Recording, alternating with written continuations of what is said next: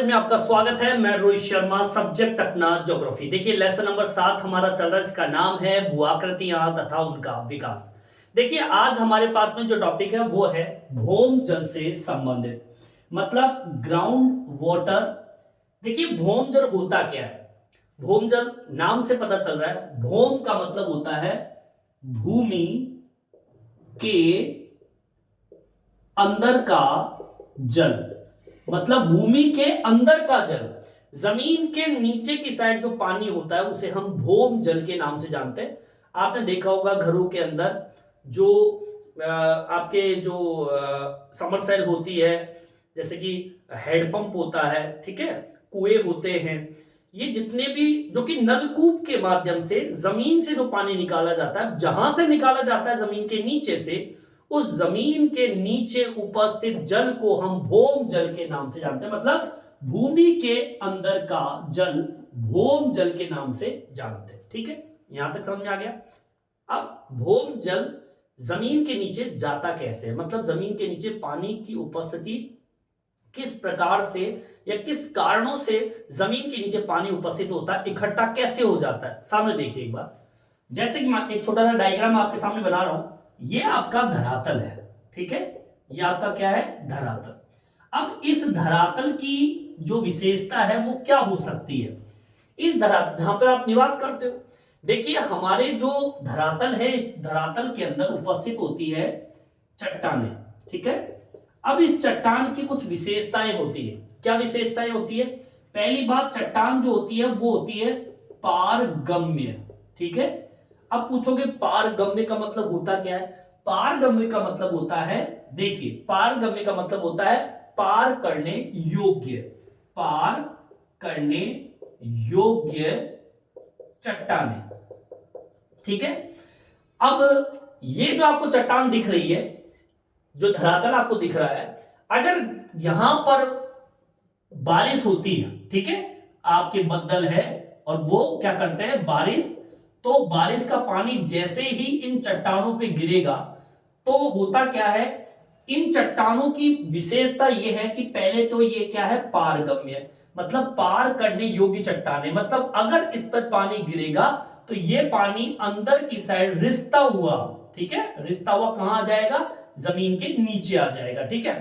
ठीक है, चट्टान की विशेषता क्या है, पारगम्य। दूसरा, कम सघन, मतलब अत्यधिक मोटाई नहीं, अधिक मोटाई नहीं। अब सोचिए, जब चट्टान की मोटाई कम होगी तो आसानी से पानी नीचे की ओर क्या हो जाएगा, उतर जाएगा, ठीक है, दूसरी विशेषता। तीसरी, अत्यधिक जोड़, ठीक है, अत्यधिक जोड़। जोड़ का मतलब क्या होता है? जोड़ का मतलब होता है चट्टानों के बीच रिक्त स्थान, ठीक है। अब सोचिए, आपकी जो ये चट्टान है, ये आपकी जो चट्टान है, इन चट्टानों के बीच में अगर मान लीजिए जोड़ है इस तरीके का, तो जैसे पानी ऊपर से गिरेगा तो ये पानी इसमें से रिसता हुआ नीचे की ओर आ जाएगा, ठीक है। तीसरा, आपकी चट्टानों की स्थिति होती है संधियां। संधियों का मतलब होता है वही दो चट्टानों के बीच में जोड़ होना, ये भी संधि कहलाती है। आप संधि कह दीजिए या जोड़ भी आप कह सकते हो, ठीक है, या फिर आप कह सकते हो दरारें, ठीक है। दो चट्टानों के बीच में जो दरार होती है, इन दरारों की बात चल रही है। अब होता क्या, आप सुन लो, आपकी चट्टान पारगम्य है, आपकी चट्टान कम सघन है, आपकी चट्टान अत्यधिक जोड़ है, रिक्त स्थान है, संधियां हैं, दरार है। तो होता क्या है, आपकी चट्टान के ऊपर जब बादलों से बारिश होती है तो इन चट्टानों के अंदर पार करने योग्य आपकी चट्टानों में से इस पानी का अंतर सरवण होगा। क्या होगा, अंतर सरवण। इनसे होगा क्या, जल का अंतर श्रवण, ठीक है।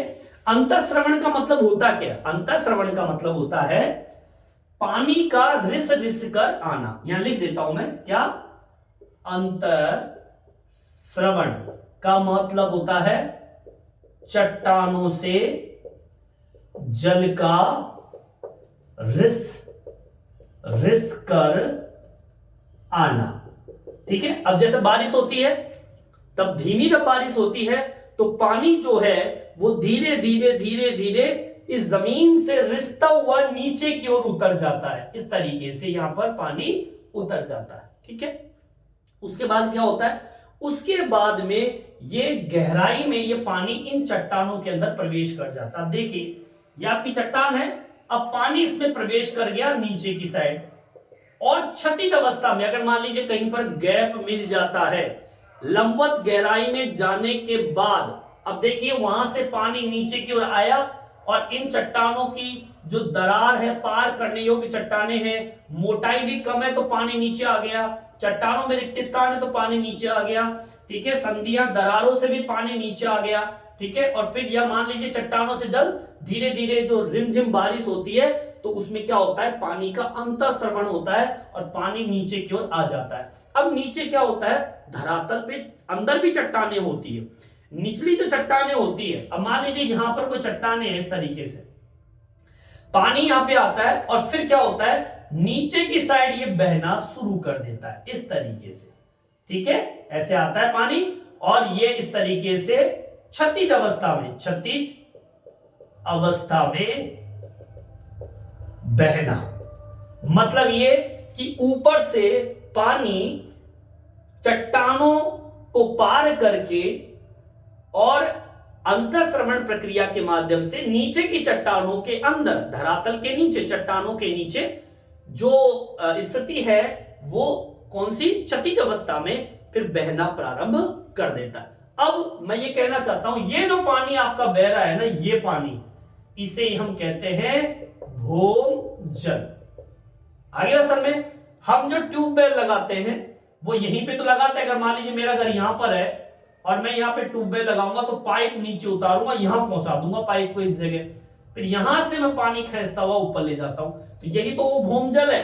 यही वो भौम जल है जो धरातल से, उस धरातल से, ऊपर से धरातल से नीचे रिसता हुआ और क्षैतिज अवस्था में जब बहता है, इस पानी को हम भौम जल के नाम से जानते हैं।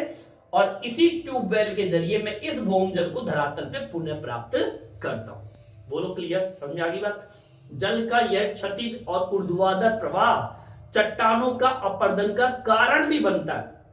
ऊर्ध्वाधर का मतलब ये कि ऊपर से पानी नीचे की ओर आना, इसे ऊर्ध्वाधर स्थिति कहते हैं, और पानी का इस तरीके से बहना, इसे क्षैतिज अवस्था कहते हैं। कौन सी अवस्था कहते हैं, क्षैतिज अवस्था। ध्यान से सुनिए, ऊपर से पानी का नीचे आना, ये स्थिति जो होती है ये होती है ऊर्ध्वाधर, और पानी का इस तरीके से बहना नीचे, ये कहलाती है क्षैतिज अवस्था।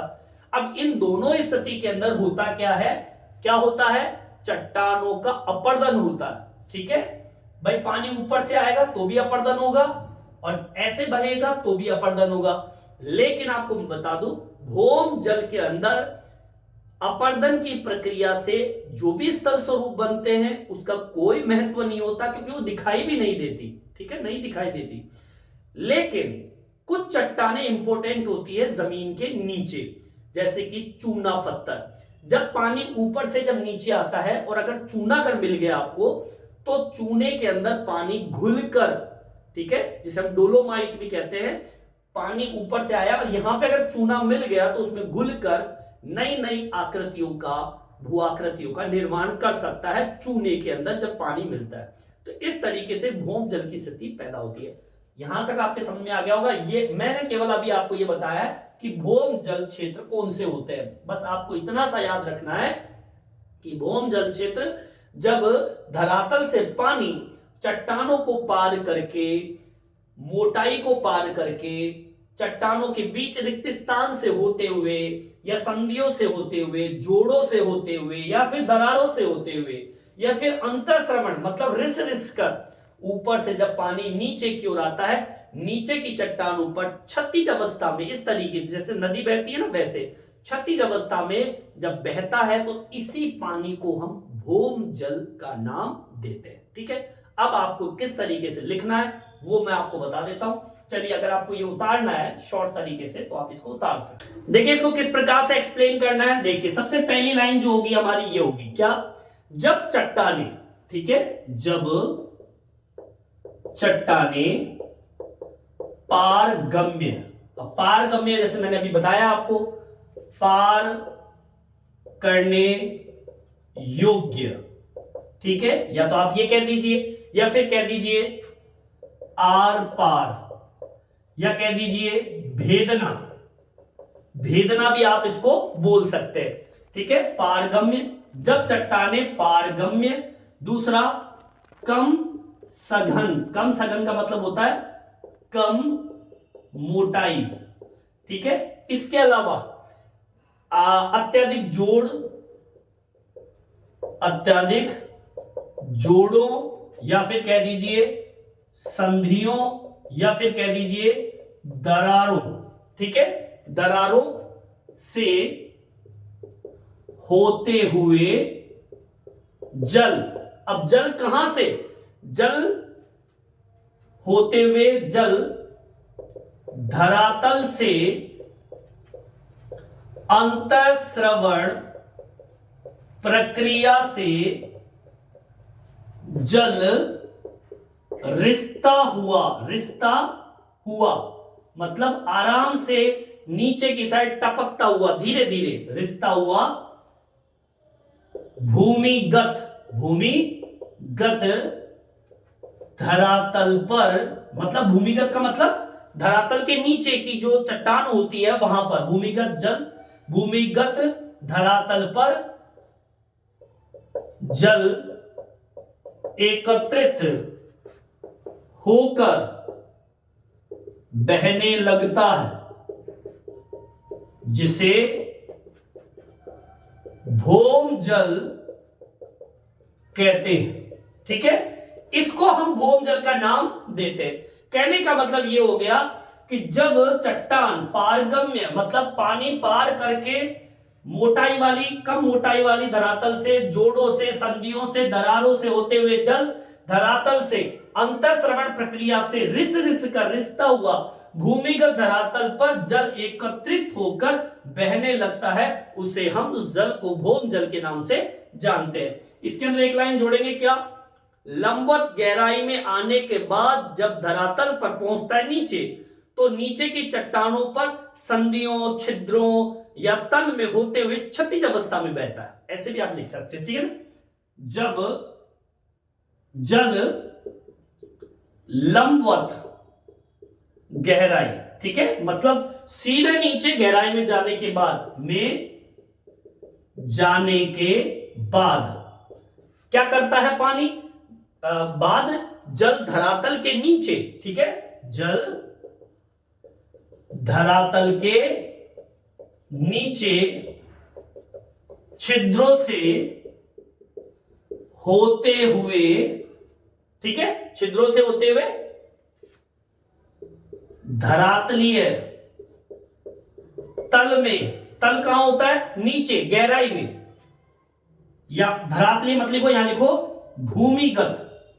भूमिगत मतलब जमीन के नीचे, भूमिगत तल में जल क्षतिज अवस्था में बहता है। ठीक है, अब वो जो बह रहा है ना पानी, उसको हम भौम जल की संज्ञा देते हैं। ठीक है, अब यहां पे जो जल बहता है ये दो स्थिति में बहता है। कौन सी स्थिति में? जल का एक स्थिति जो होती है वो है क्षतिज, और दूसरी स्थिति होती है ऊर्ध्वाधर।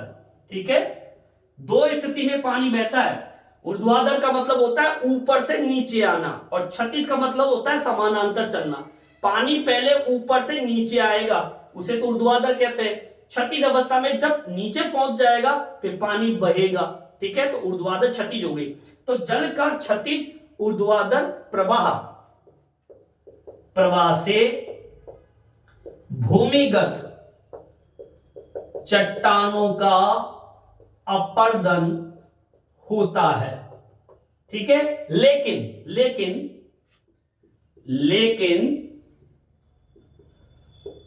भौम जल से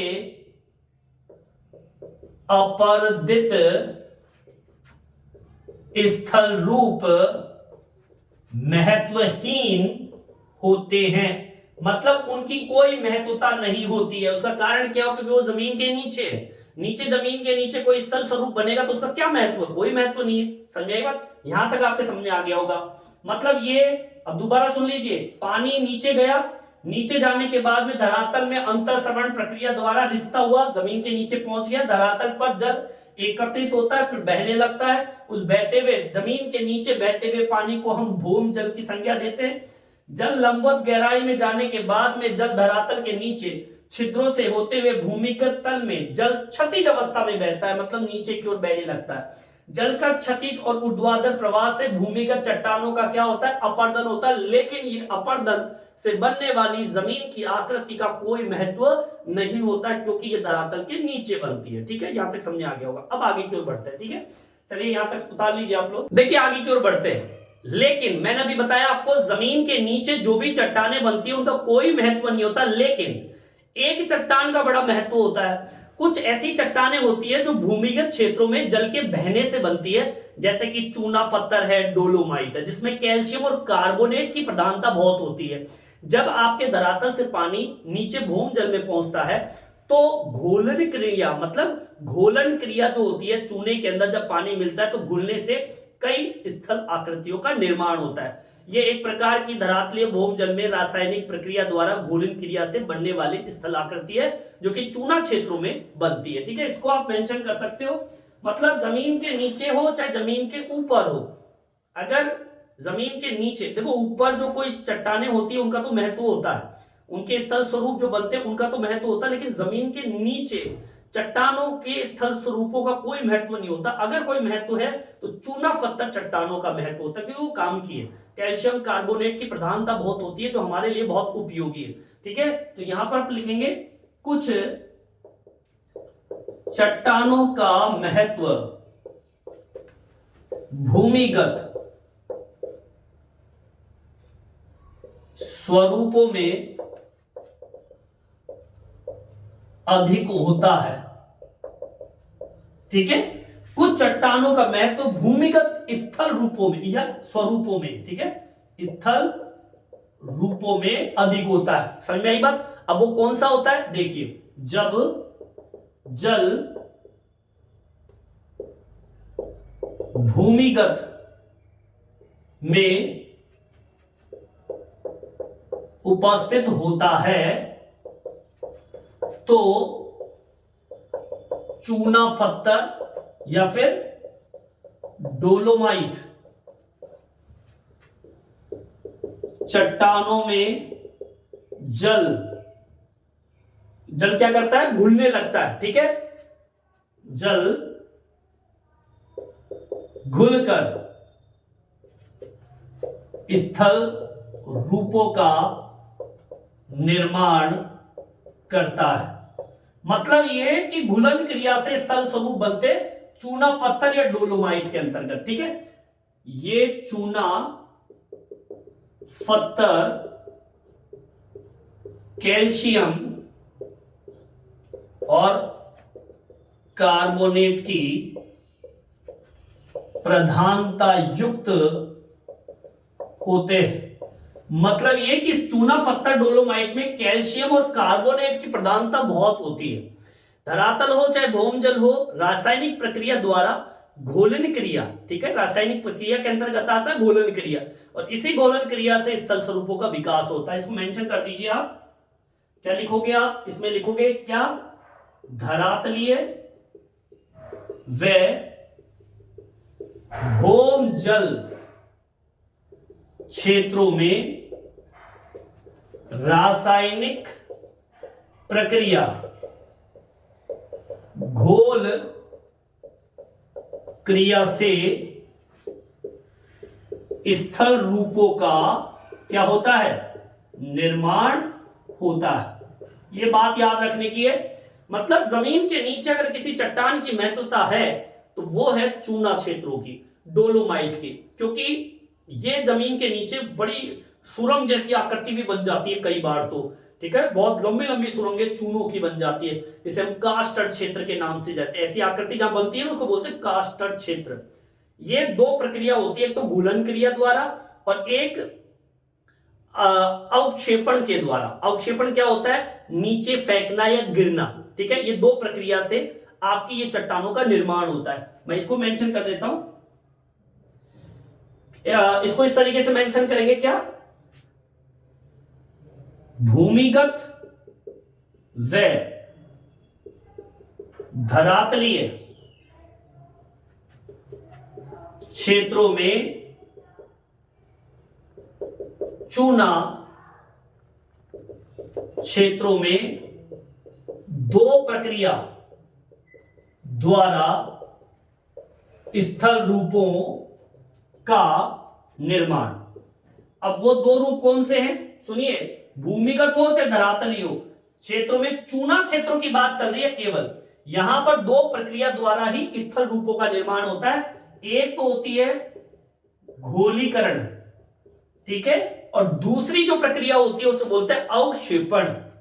अवक्षेपण। अब इस घुलन क्रिया में तो कुछ नहीं होता, पानी जल में घुलता है और आपकी घुलन क्रिया से आकृति बनती है। यहां पे अवक्षेपण जो होता है इसे बोलते हैं द्विविस्थापन के नाम से इसको जानते हैं, द्विविस्थापन।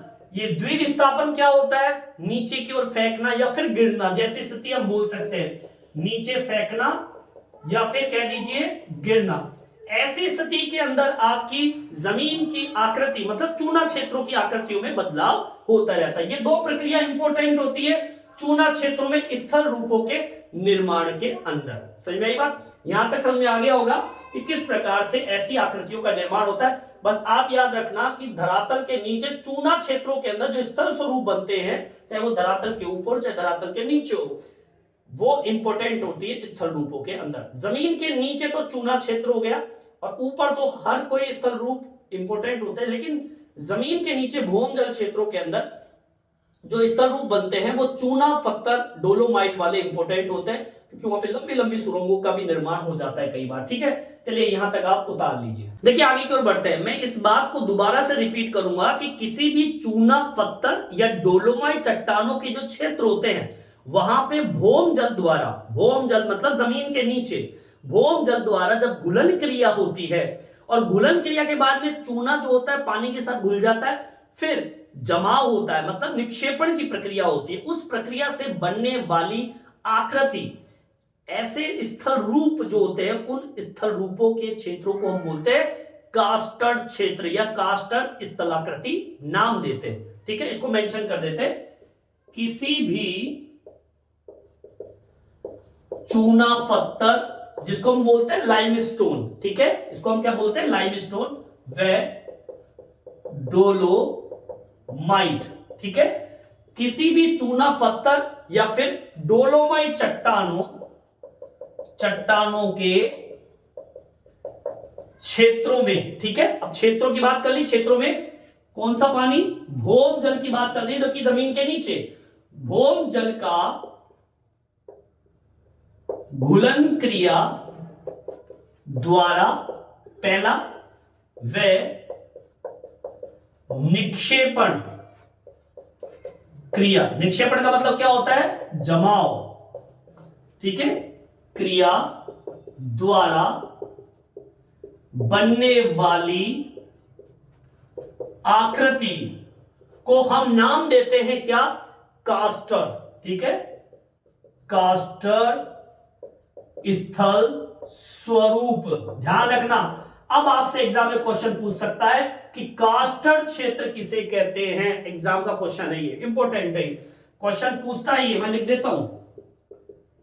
कास्टर क्षेत्र को हम बोलते हैं चूना क्षेत्र, ठीक है, चूना क्षेत्र में जो आकृतियां बनती है, ठीक है। अब इसका एक छोटा सा उदाहरण आपकी किताब में दिया हुआ है, जैसे कि एडीआर्ट्री सागर है, उसके साथ में बाल्कन कास्टर क्षेत्र में उपस्थित लाइमस्टोन चट्टान विकसित हुई है। कहां पर, एड्रियाटिक, ठीक है, सागर के साथ बाल्कन कास्टर क्षेत्र, ये आप मेंशन कर सकते हो, ठीक है।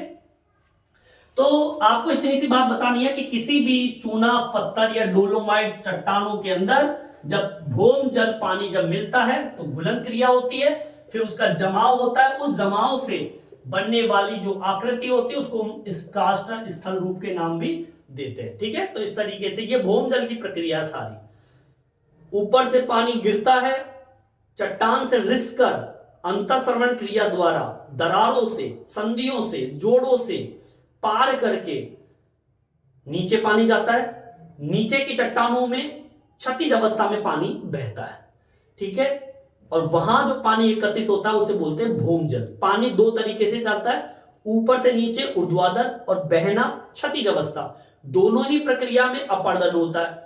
अपर्दन क्रिया से स्थल स्वरूप बनते हैं। जमीन के नीचे जितने भी स्थल स्वरूप बनते हैं वो महत्वहीन होते हैं, कोई महत्व नहीं होता। लेकिन चूना क्षेत्रों के अंदर, डोलोमाइट क्षेत्रों के अंदर जो भी स्थल स्वरूप बनते हैं वो इंपॉर्टेंट होते हैं। और ये स्थल स्वरूप बनते हैं घोलीकरण क्रिया से। घोलीकरण क्रिया एक रासायनिक प्रक्रिया है।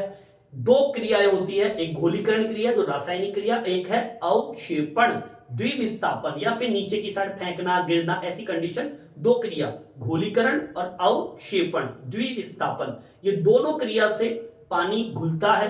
और आपका चूना क्षेत्र, डोलोमाइट क्षेत्रों के अंदर भौम जल का घुलन क्रिया द्वारा और निक्षेपण क्रिया द्वारा जमाव होकर जो आकृति बनती है चूना क्षेत्रों के अंदर, उसे बोलते हैं कास्टर स्थला स्वरूप, ठीक है।